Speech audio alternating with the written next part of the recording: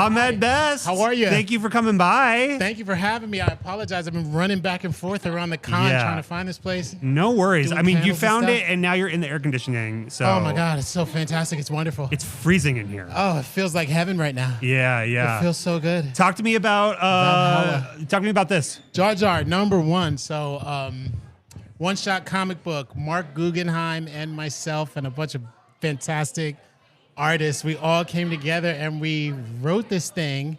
And Jar Jar and Kelleran Beck get to meet between the cover of these pages. And it's been a wonderful, wonderful experience. It's like two sides of myself that I can finally, in public, talk to myself and not look like a crazy person. But there's a lot of reveals in the comic book, and there's a bunch of like wonderful Easter eggs that tie the Mandalorian and the prequels and you know, saving Grogu. This was a big hit for us. We sold a lot of copies of this. Oh, sold out. This is actually her personal copy. Really? And she brought it. We didn't have any from the shop. Oh my gosh! Thank you so much. I appreciate that. Yeah. We got to tell Marvel so they can order more. Honestly, Yeah, you know what I'm saying? Come on, Marvel. Come on, Marvel. What So you talk doing? to me real quick. We only have a couple minutes, but what has it been like kind of re-embracing this character and like owning it and like turning it into this and how's it been? I mean, the really big thing about it was I wanted to explore Jar Jar actually growing up, being mature, and like what it is for Jar Jar to be a senator. One of the things that George said to me when we were doing Revenge of the Sith is like, well, Jar Jar's a politician now. And it didn't really expand beyond that. And there was a scene that I did with Ian McDermott in Revenge of the Sith. It was just Palpatine and Jar Jar having this conversation. And that conversation never made it into the movie. So I wanted to be able to explore what that relationship between Palpatine and Jar Jar was and really kind of flesh it out. And what does it mean for Jar Jar to be a politician? And one of the things that it does mean is that he kind of has to grow up pretty quickly. There are consequences to actions. So giving emergency powers to the Chancellor and pretty much just kind of being the catalyst for the Star Wars dictatorship, he's actually going to see firsthand what that means in the comic book. And Kelleran Beck is the person who like shows him. And he's like, look, Jar Jar, you were like this cute, bumbly, you know, sidekick of a person, but now you actually have responsibilities. And you can't just say things, right? Words have meaning. Actions have meaning, right? Things that you do have meaning. And so post-Clone Wars, Jar Jar was still, you know, really childish and really kind of clumsy in the Clone Wars. But post-Clone Wars, Jar Jar as senator, as politician, what does it mean? So he's beginning to realize what that means, and he's beginning to like actually take action in trying to subvert Palpatine's impetus to become the Empire, and does. Wow. Do you have any comic book writing mentors that kind of helped you guide you along the way of like creating this? Well, you know, I've been a comic book fan since I was a kid. You know, I grew up reading comic books, and comic books were my happy place. That was my escape, you know, even more so than like video games. You know, it was like movies and comic books.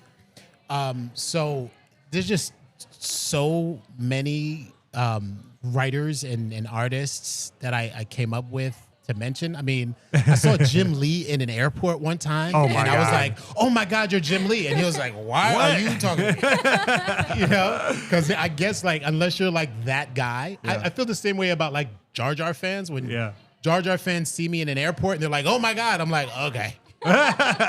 You're deep. Calm down. You know what I'm saying? Like, if you can recognize me running to the plane, like you're deep in.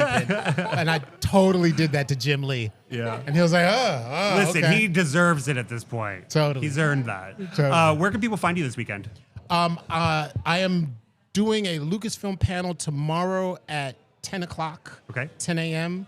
Somewhere in there. Friday at 10 a.m. somewhere across the Friday, street. 10 a.m. With publishing, Lucasfilm Publishing. Oh, cool. Yeah, there's going to be some cool stuff that is about to happen that will be announced tomorrow. Love that. So hopefully comic book fans will be really happy about it. Is there anybody here you're excited to see this weekend?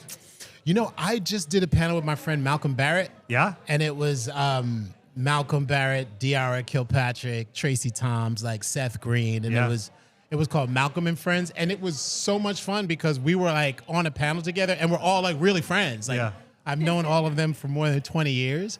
So, I mean, it was kind of weird because we were just like talking. And the audience were looking at us like, do you guys want to be alone? Like, or do you want to drink? But I'm just such a fan. Like, I always walk into these conventions with my eyes wide open and hoping to be surprised. Yeah. So that's what I want. I want to be surprised. I want to be stunned. I want to be wowed. You know, I always say, like, if the awness of wonder fills you up, make sure you leave some wonderful behind. Yeah. And I always love feeling that wonderful. Yeah, love that. Before we go, Kenzie wants to ask you a question. She's a huge Jar Jar fan. Go ahead. Yeah, hit him. I mean, Hit me. Okay, you kind of explained a lot of it with like Jar Jar being a senator and like, what if we get more Jar Jar in comics? Is there any like avenue you're excited to explore? Yes. I want to hear it. If and when you go through this comic book, you'll see what happens between Jar Jar and Kelleran. And one of the things about Jar Jar being who he is and not actually being taken very seriously is he can kind of be the senator who just like sits by the door and nobody pays attention to. But what we're kind of pushing Jar Jar to be in these iterations right now is like the impetus and the beginning of the rebellion.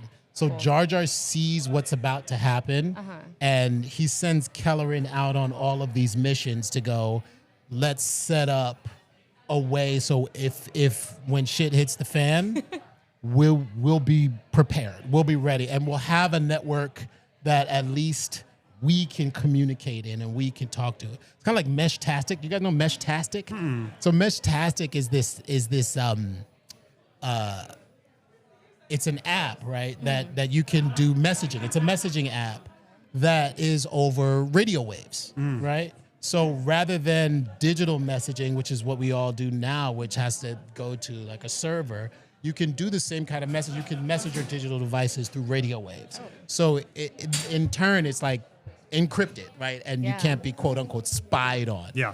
So that kind of inspired me for this comic book. Like, how do you create a communication network that the Empire knows nothing about, right? Yeah. And who are those people that you can tap into to be those nodes to create those networks, right? So if you watch things like Rogue One, that actually led into the information that the rebels got in order to destroy the Death Star, that had to start somewhere.